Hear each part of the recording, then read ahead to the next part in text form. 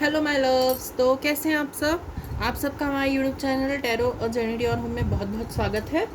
तो हम ये देखने वाले हैं आपके लिए जून में आपके लिए क्या क्या गाइडेंस है, आपके लिए क्या क्या ब्लेसिंग्स है। मैंने इसके पहले भी यही रीडिंग की थी, मैं दूसरी रीडिंग इसमें कर रहा हूँ। ये रीडिंग आपके जोडियक बेसिस पे है, वो रीडिंग आपके सिर्फ टैरो के उस पे थी। ये रीडिंग आपके जोडियक बेस पे है, एक्स्ट्रा पर्सनलाइज्ड रीडिंग है, जिसमें कि आपको आपके जोडियक साइंस के अनुसार आपको ज़्यादा अच्छे से समझ में आएगा कि इस रीडिंग में आपके लिए क्या क्या गाइडेंस है।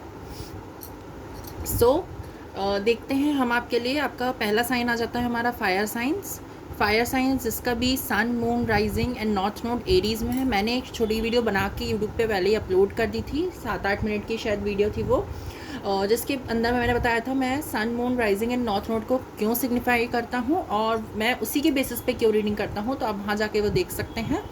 तो मेरी रीडिंग सन मून राइजिंग या नॉर्थ नोड के बेसिस पे होती है। मैंने वो रीडिंग की लिंक आपको डिस्क्रिप्शन में दे दी है। अगर आपको आपका sun sign, moon sign, rising and north node नहीं पता है तो कोई चिंता की बात नहीं है। आपको उस वीडियो की लिंक में मैंने 2 लिंक उस वीडियो की लिंक में जाएंगे तो वो वीडियो ओपन हो जाएगी और उस वीडियो में 2 लिंक प्रोवाइड की हैं, एक सीड्रल वे और एक टॉपिकल वे एस्ट्रोलॉजी की, एस्ट्रोल चार्ट की। आपको उसमें पूरा डिटेल में मैंने समझा एस्ट्रोल चार्ट क्या है, वो सब क्या है, तो आप वहाँ जाके उस चीज़ को समझ सकते हैं। देन आप इस रीडिंग को कंटिन्यू कर सकते हैं विद द फायर साइन, जो कि है एरीज, सेजिटेरियस एंड लियोस। तो अगर आपका सन मून राइजिंग या नॉर्थ नोड फायर में पड़ता है, फायर साइंस इसका की जो कि एरीज, सेजिटेरियस एंड लियो है, सो ये रीडिंग आपके लिए होने वाली है। तो चलिए हम रीडिंग का शुरुआत करते हैं टैरो की गाइडेंस से।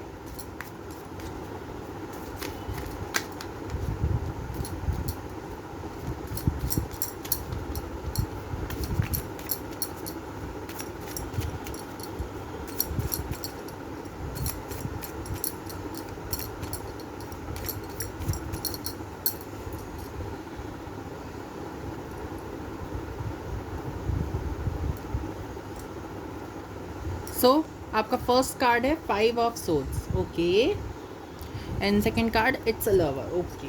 कम कम आई अंडरस्टैंड, मुझे समझ में आ गया ये क्या कहना चाह रहा है। तो बेसिकली आपकी लाइफ में कुछ शॉर्ट ऑफ डिस्ट्रक्शन इस समय चल रहा होगा, या कोई अभी आप रीसेंट टावर मूवमेंट से निकले हैं, या रीसेंट आपके साथ कुछ ऐसा हुआ है जिसने आपको बिल्कुल अंदर तक हिला के रख दिया। मीन्स आपका या तो कोई आपने किसी को खोया है, या आपने कोई अपनी बहुत ही पसंदीदा चीज़ खोई है जिससे कि आप बहुत ज़्यादा दुखी हैं, या आपने कोई ऐसी सच्चाई देखी है जिसने आपको अंदर से तोड़ के रख दिया है। तो डरने की कोई बात नहीं है। वो चीज़ जो थी वो आपके जाने के लिए थी, वो आपसे क्लोजर मांग रही थी, लेकिन आप उसे क्लोजर नहीं दे पा रहे थे।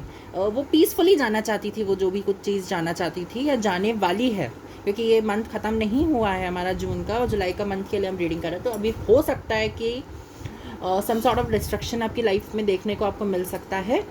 तो बेसिकली यहाँ पे मुझे यही चीज़ समझ में आ रही है कि या तो जो चीज़ आपकी जाने वाली है और जो जा रही है वो आपसे अच्छे से क्लोजर मांग रही थी, लेकिन आप उसे वो क्लोजर प्रोवाइड नहीं कर पा रहे थे।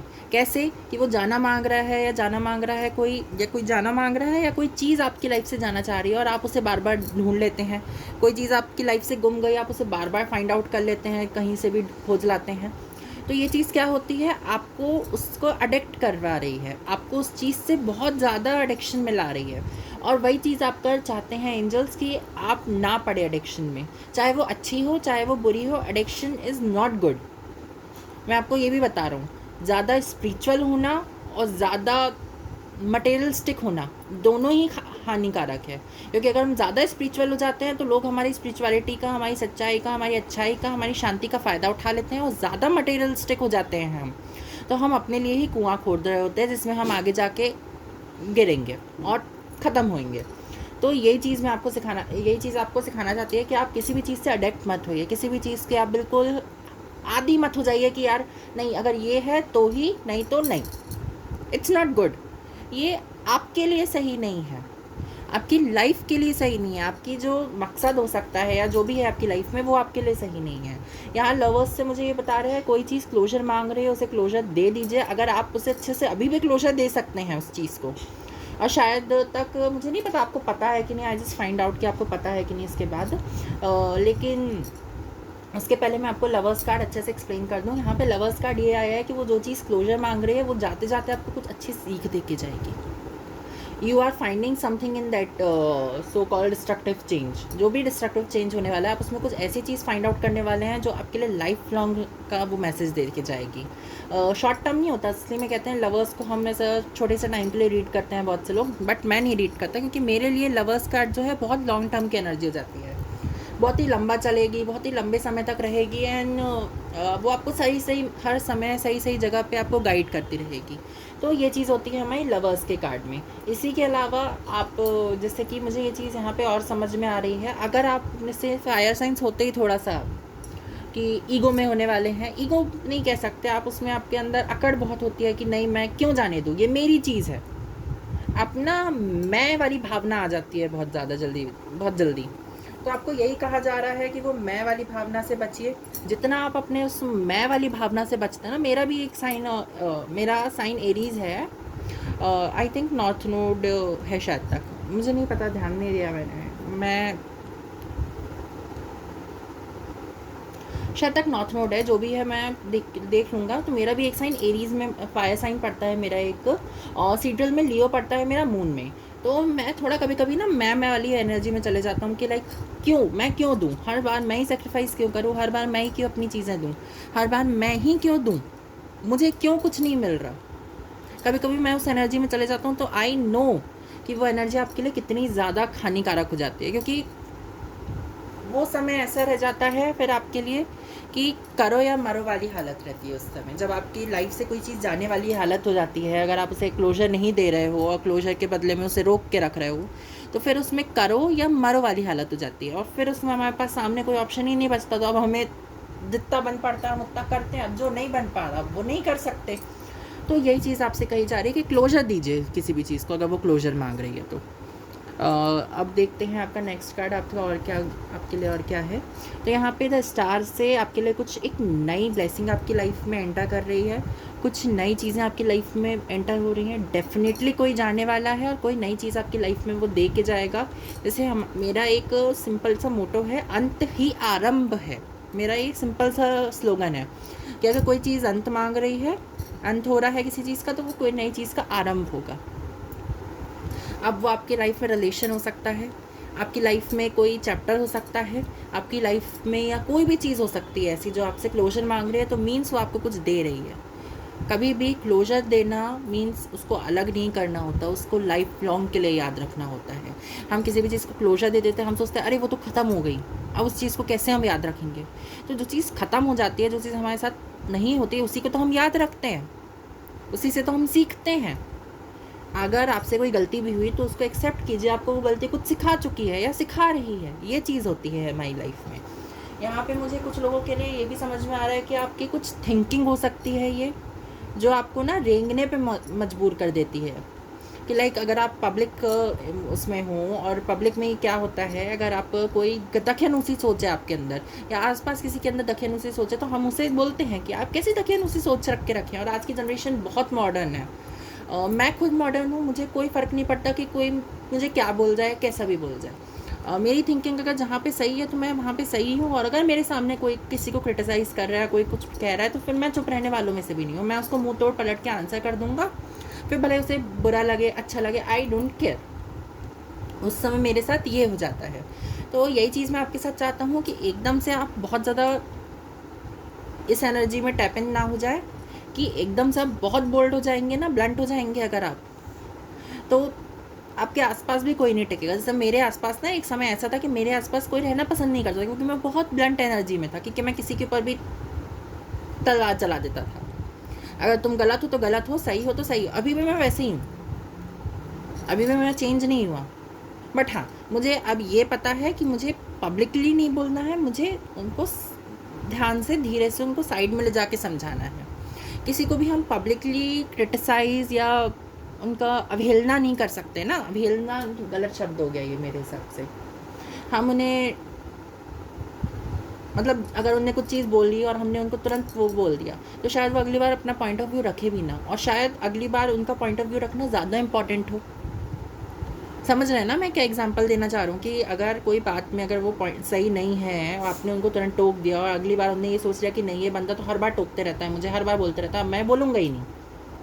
और अगर अगली चीज़ में उनको सच में आपको उनकी गाइडेंस की ज़रूरत हो, उनकी हेल्प की ज़रूरत हो, तो वो बोलेगा ही नहीं बंदा, आपको तो वो हेल्प मिलने से रही।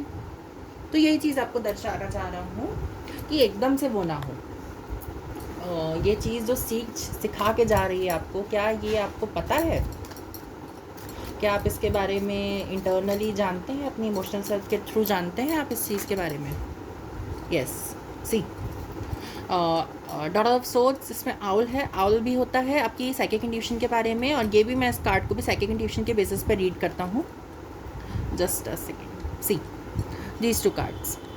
बहुत सारे कार्ड्स हैं इसके पीछे, मैं सारे कार्ड्स नहीं ले रहा हूँ, सिर्फ आपको ये चीज़ बताना चाह रहा हूँ कि आपकी साइकिक इंट्यूशन को पता है, आपकी इंट्यूशन को पता है कि हाँ जो भी यहाँ पे डिस्ट्रक्शन हो रहा है, जो भी यहाँ पे कुछ चीज़ क्लोजर मांग रही है, कोई चीज़ जा रही है, तो वो आपके भले के लिए जा रही है, वो आपको कुछ सिखा के जा रही है, आपको पता है। आप सीखना चाह रहे हो या नहीं सीखना चाह रहे हो, ये आपके ऊपर डिपेंड करता है।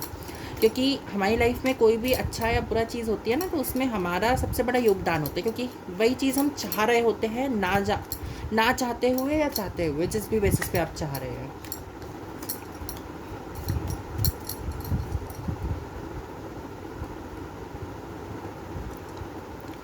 तो आपके लिए और क्या गाइडेंस है? अच्छा, तो आपको यहाँ पे एकदम से हर्मिट मोड में भी नहीं जाने का कहा जा रहा है कि हर्मिट मोड क्या होता है। एकदम से अगर आपकी लाइफ से कुछ चीज़ क्लोजर मांग गई, तो एकदम से हम बहुत सैड हो गए, दुखी हो गए, अरे हमारी लाइफ में तो निराशा छा गई, अब हमारे पास कुछ बचा ही नहीं है, जो था हमारा वो तो चला गया, ये हो गया, वो हो गया। वो बहुत गंदी एनर्जी होती है, बहुत ही घटिया एनर्जी होती है, वाहियात एनर्जी होती है वो। उसमें आप सिर्फ ये चीज़ हमेशा अपने आप को डीमोटिवेट करते रहते हो, डीमोरलाइज करते रहते हो, अपने आप को क्रिटिसाइज करते रहते हो, अपने आप को हर चीज़ पे बोलते रहते हो कि गलत हो तुम, ये नहीं है, वो नहीं है, ऐसा नहीं है, वैसा नहीं है, ये वो दंत फन, बहुत कुछ बोलते जाते हो आप अपने आप को। और आपको पता नहीं कि वो जो चीज़ आप उसको सिर्फ बोलने के लिए बोल रहे हो आपको लगता है, लेकिन वो चीज़ आपके सबकॉन्शियस में बैठ जाती है। और एक बार कोई चीज़ आपके सबकॉन्शियस में बैठ गई, तो सबकॉन्शियस से निकालना मुश्किल हो जाता है यार, बहुत ज़्यादा। बहुत से ऐसे ट्रॉमा है मेरी चाइल्डहुड के, जो कि जिसको कि मुझे मेरे सबकॉन्शियस से निकालने में आज भी समय है। अभी भी ऐसे बहुत सी चीज़ें हैं कि जिसको अगर मैं बोलूँ तो बहुत लोगों को बुरा लग जाए, लेकिन मुझे उसको अपने दिमाग से निकालना है, अपने सबकॉन्शियस से उस चीज़ को अलग करना है कि वो मेरा पास्ट था, उसने मुझे ये सिखाया, उसने मुझे इन सब चीज़ों से इंट्रोड्यूस कराया, और देन अब वो जा चुका है ना। तो ये चीज़ कुछ लोगों को समझने की, जानने की ज़रूरत है कि कोई चीज़ अगर जा चुकी है तो वो आपको कुछ सिखा के गई है। अगर उस चीज़ को आप वापस लाना चाहते हो, तो कभी कभी ऐसा भी होता है कि जब ज़बरदस्ती हम किसी चीज़ को वापस लाना चाहते हैं, तो वो जो चीज़ हमें सिखा के जाती है, हम उस चीज़ को गवा रहे होते हैं, हम उस चीज़ को डिनाई कर रहे होते हैं, उस अच्छाई, उस सच्चाई, उस अच्छी चीज़ को जो हमें मिली है, वो हम उसे गवा रहे होते हैं। जो हमारी है, हम उसे गवा के दूसरे की चीज़ को हम छीन रहे होते हैं। और इसमें हम ईगोइस्टिक भी हो जाते हैं, हम जेलस भी हो जाते हैं, हमारे अंदर हीन भावना भी आने लग जाती है। फिर चाहे वो आप अपने लिए लाएं, चाहे दूसरे के लिए लाएं। तो ये चीज़ से आपको बचने के लिए यहाँ पे कहा जा रहा है कि अपने अंदर हीन भावना मत लाना कि आप दूसरों से कम हो या दूसरे आपसे कम है, ऐसी वाली भावना मत ले आना। दोनों चीज़ें हो सकती है, मैं आपको अच्छे से समझा रहा हूँ। Wheel of fortune, see wheel of fortune आपको यही कह रहा है, आपकी डेस्टिनी बहुत बड़ी है। अगर जिनका भी नॉर्थ नोड एरीज में है, तो ये चीज़ मैं आपको सच सच बता दूं, आपकी डेस्टिनी सच में बहुत बड़ी है। व्हील ऑफ फॉर्च्यून यहाँ पे यही चीज़ दर्शाता है। क्या दर्शाता है wheel of Fortune? Wheel of Fortune हमें यहाँ पे ये चीज़ बता देता है कि आपकी लाइफ में जितने भी स्ट्रक्चर चेंज हो, सी कोई भी अच्छी चीज़ देखना, आप कोई भी अच्छी चीज़ होगी, वो मैं आपको बताता हूँ, कोई भी अच्छी चीज़ है ना, तो उसके पीछे ज़रूर कुछ ना कुछ ख़राब होगा, उसके पीछे ज़रूर कुछ ना कुछ ऐसा बिखरी हुई एनर्जी ज़रूर होंगी, ये याद रखना। तो व्हील ऑफ फॉर्च्यून क्या होता है? भविष्य का चक्र जो चलता ही रहता है, समय का चक्र जैसे चलता रहता है, उसको हम कभी कंट्रोल नहीं कर सकते, उसको हम कभी अपने अंदर काबू नहीं कर सकते, उसे हम रोक के नहीं रख सकते।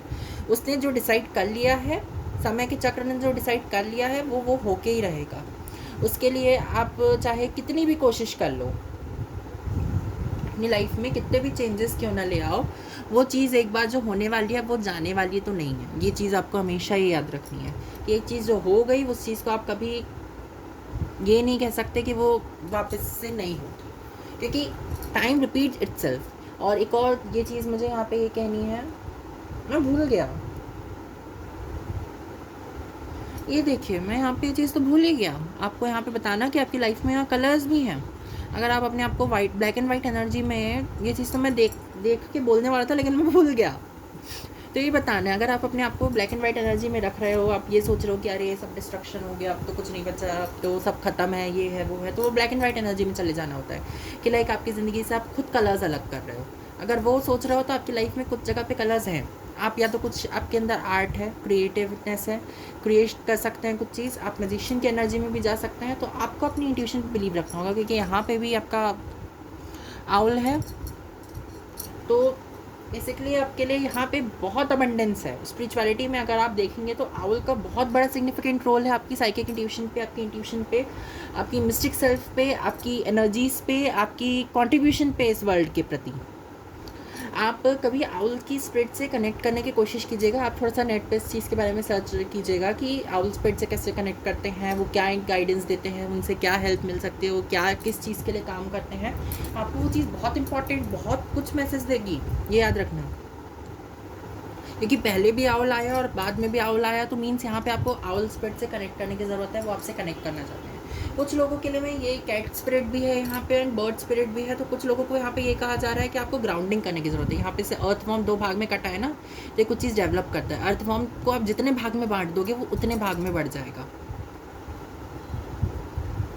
आपने फ्रेगमेंटेशन का नाम सुना होगा। फ्रेगमेंटेशन क्या होता है कि बॉडी के जितने भी जितने भी पार्ट कर दो, आपके वो फ्रेगमेंटेशन के थ्रू डेवलप हो जाएंगे।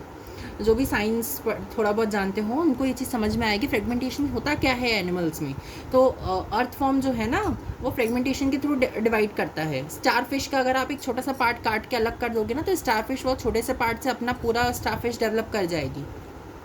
ऐसी अर्थ फॉर्म है, आप उसको जितने भी भाग में बांट दोगे वो अर्थ फॉर्म उतने भाग से अपना आगे पीछे ऊपर नीचे सब जगह का डेवलप कर देगा। अगर ये अर्थ फॉर्म 2 भाग में कटा है तो अपने आप को फिर से डेवलप करने की हिम्मत रखता है। अपने अंदर दूसरे सेल्फ को जगाने की हिम्मत रखते हैं आप, ये समझिए। उससे आप रीजनरेट करने की हिम्मत रखते हैं, आप रिजुवनेट करने की हिम्मत रखते हैं।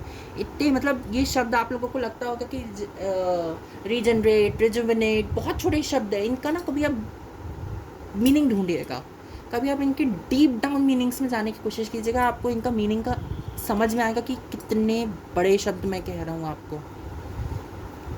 अभी आपको लग रहा होगा कि मैं ऐसी ही रीडिंग कर रहा हूँ या मेरी रीडिंग में आपको उतना ज़्यादा इंटरेस्ट नहीं आ रहा होगा, लेकिन सच्ची बता रहा हूँ, जो मैंने ये दो शब्द कहे हैं ना, आपके अंदर पावर है कि आप कोई चीज़ को रिक्रिएट कर सकते हैं, कोई ख़राब चीज़ से कुछ नई चीज़ बना सकते हैं। बहुत बड़ी बात कह रहा हूँ मेरी जान, इस चीज़ को ये हमेशा ध्यान रखना कि मैं बहुत बड़ी बात कह रहा हूँ आज आपके लिए, कि आप कोई भी चीज़ को क्रिएट कर सकते हो। हर किसी के अंदर इतनी हिम्मत नहीं होती कि वो कुछ भी चीज़ क्रिएट कर ले, वो कुछ भी चीज़ फाइंड आउट कर ले, या कुछ भी चीज़ वो कर ले। हर किसी में इतनी हिम्मत नहीं होती मेरी जान। आपको ये समझना होगा कि आप कितने पावरफुल हैं, आप कितने इम्पॉर्टेंट हैं, आपके अंदर कितनी सारी एबिलिटीज़ हैं। नहीं तो अगर आप उस चीज़ को डिनाई कर रहे हैं ना मेरी जान, तो आप अपनी एबिलिटीज़ को डिनाई कर रहे हो, आप अपने आप को डिनाई कर रहे हो कि मैं ये कर ही नहीं सकता। आप अपने आप को डीमोटिवेट कर रहे हो, आप अपने आप को डीमोरलाइज कर रहे हो। और अगर आप अपने आप को डीमोरलाइज करना चाहते हो तो मैं कुछ नहीं कह सकता। फिर आपको करते रहो डीमोरलाइज, करते रहो अपनी लाइफ का बंटाधार बेड़ा गर्क, कुछ नहीं हो सकता। यहाँ पे जब तक आप इस एनर्जी से नहीं निकलोगे, यही कहा जा रहा है, इसी एनर्जी में टैपिंग में रहोगे, इसी एनर्जी में रहते जाओगे, इसी एनर्जी में जीते रहोगे। और ये एनर्जी आपको सर्व नहीं करने वाली। ये जो महीना है आपका, ये आपका महीना जो है ना, बहुत ज़्यादा आपकी इनर सेल्फ को चेंज करने के लिए, आपकी बेसिकली आपको अंदर तक झंझोड़ के रख देने के लिए कि हाँ तुम सुधरो, तुम ये चीज़ में मिस्टेक कर गए, तुम यहाँ पे ये कर गए, तुम वहाँ पे वो कर गए, तुम ऐसा कर गए, तुम वैसा कर गए। समझ में आया मेरी जान? तो ये चीज़ आपको समझने की ज़रूरत है यहाँ पे, कि अगर आपसे कोई गलती हो रही है उस गलती को रोक दो, अगर आपसे कुछ हो रहा है उस गलती को रोक दो। समझ में आए? अब आपके लिए देख लेते हैं द हर्मिट। हर्मिट की एनर्जी देखिए यहाँ पे आ गई। यहाँ पे आपको हर्मिट की एनर्जी में टैप इन करने को मना किया जा रहा था, और यहाँ पे आपको हर्मिट की एनर्जी में टैप इन करने को कहा जा रहा है। अब वो क्यों कहा जा रहा है अब आप समझिएगा। यहाँ पे आपको टैप इन करने के लिए क्यों मना किया गया? क्योंकि आप यहाँ पे अपने आप को हीन भावना में लेके जा रहे थे। आप हर्मिट की एनर्जी में अपने आप को स्ट्रांग नहीं बना रहे थे, अपने आप को हील नहीं कर रहे थे, आप उस एनर्जी में का सबसे बड़ा अपमान कर रहे थे हर्मिट की एनर्जी का। हर्मिट क्या होता है? एक संत की एनर्जी होती है। एक संत क्या करता है? अपनी लाइफ को एक ऐसा चैप्टर, एक ऐसा बुक देखता है जिसमें वो समय समय के साथ चीज़ों को सीखते जाता है, अपने अंदर ग्रहण करते जाता है एंड आगे बढ़ते जाता है। लेकिन आप वो थोड़ी ना कर रहे थे यहाँ पे। यहाँ पे तो आपको ये था कि नहीं, हीन भावना क्रिएट करनी है, नहीं यार उसने ऐसा कर दिया, तुझे पता है वो ऐसा ऐसा बोलता है मेरे बारे में, तुझे ये पता है वो ऐसा ऐसा बोलती है मेरे बारे में, उससे क्या करना आपको? कोई आपके बारे में क्या बोल रहा है, आपको उससे क्या मतलब? सबसे ज़्यादा तो मतलब आपको अपने आप से रखना चाहिए, उसके बाद किसी और से रखना चाहिए, है ना? ये चीज़ आपको यहाँ पे समझने की ज़रूरत है कि आपको अपने आप से मतलब रखना है, किसी और से नहीं। कोई आपके लिए यहाँ पे करने वाला नहीं है, यहाँ पे ये याद रखना। अब आपके लिए देख लेते हैं कि आपके लिए कोई हेल्प यहाँ पे मौजूद है क्या? कोई पर्सन या कोई ऐसी हेल्प आपके लिए मौजूद हो जो आपको इस सब स्टेट ऑफ माइंड से निकाल सके। देखो, एक ब्लेसिंग, एक हेल्प आपके लिए यहाँ पे मौजूद है कि जब आप अपनी हीन भावना को अलग करोगे, आप यहाँ पे अपने आप को टूटा हुआ पाओगे, अपने आप को कमज़ोर पाओगे। उस कमज़ोर जब आप अपने आप को पाने लग जाओ तो अपने आप को साधना में लगा देना, मेडिटेशन में लगा देना, अपने आप को कंप्लीशन की ऊर्जा में लगा देना, अपने आप को ये समझा देना कि अब मुझे ज़्यादा 3D मटेरियलिस्टिक नहीं होना है। जो गलती मैंने दोबारा की उस चीज़ को एनालाइज करो सबसे पहले। तो ये जो चीज़ आपकी लाइफ से जा रही है, जो गलती आपने कर बैठे हो, उस चीज़ को फाइंड आउट करो। अपना आपको यहाँ पे ना कुछ लोगों को उनका ना यहाँ पे ये फाइंड आउट करने की ज़रूरत है कि उनका गोल क्या है, उनकी डेस्टिनी क्या है। इसके अलावा आपको यहाँ पे कुछ लोगों को ना रिपोर्ट कार्ड बनाने की ज़रूरत है। रिपोर्ट कार्ड आप कैसे बनाओगे? आप रिपोर्ट कार्ड में 3 चीज़ें लिखो। सबसे पहली रिपोर्ट कार्ड लिखना है यहाँ टॉप पे। ये 3 चीज़ों में नहीं आता। रिपोर्ट कार्ड लिखा, अब उसमें आप मंथली बनाओ, वीकली बनाओ, डेली बनाओ। डेली बनाओगे वो आप वीकली भी बना सकते हो, वीकली बनाओगे तो आपका मंथली भी बनता जाएगा। आप उसमें ये फाइंड आउट करोगे कि आपने कितनी ग्रोथ की, आपको कैसे बेसिस पे ग्रोथ करनी है। करियर, इमोशनल एंड आपका एजुकेशनल। अगर इसमें आप कुछ और ऐड करना चाहते हो तो spiritual. Career, emotional, educational and spiritual, ये 4 चीज़ों पे बनाओ। आपने इमोशनल सेल्फ के लिए क्या किया? जो इमोशनल सेल्फ है आपकी, आपने उसके लिए क्या किया? क्या आपने मेडिटेशन की? क्या आपने उसको कुछ फीड किया, मतलब कुछ अच्छी चीज़ें उसको सिखाई? क्या आपने उसकी एनर्जीज में कभी सोचा कि आप अपने स्पिरिचुअल बेसिस पे आप कितने ज़्यादा वीक हो या कितने ज़्यादा कैसे हो? एजुकेशनल बेस पे आपने क्या किया? कुछ नई चीज़ सीखी? कोई नई चीज़ सीखने में अपना टाइम दिया? कुछ गलतियां हुई आपके इस बेसिस पे एजुकेशनल में, आपने कुछ चीज़ें मिस्टेक करी तो उससे आपने क्या सीखा? फिर आ जाता है आपका करियर। करियर क्या कह रहा है? क्या मैंने करियर में कोई गलती कर दी? क्या मेरी लाइफ में मैंने कोई डिस्ट्रक्टिव चेंज ला दिया, या करियर में कुछ ऐसा कर दिया कि जो चीज़ मेरे लिए नहीं है? और करियर में मैंने क्या नई चीज़ सीखी कि करियर में कैसे डेवलप क्या किया जाए वो। या आपकी आ जाती है यहाँ पे, मैंने कौन सी सेल्फ बोली थी यहाँ पे करियर के अलावा? Emotional, educational, just a second. आपकी कौन कौन सी हो गई? स्पिरिचुअल, क्या बोलते हैं, आपकी इमोशनल के बारे में बता दिया, देन आपकी एजुकेशनल बारे में बता दिया और करियर के बारे में बता दिया। मैंने आपको 4 चीज़ें के बारे में बताया यहाँ पे कि आपने कहाँ पे इमोशनली, कहाँ पे आप वीक पड़ गए।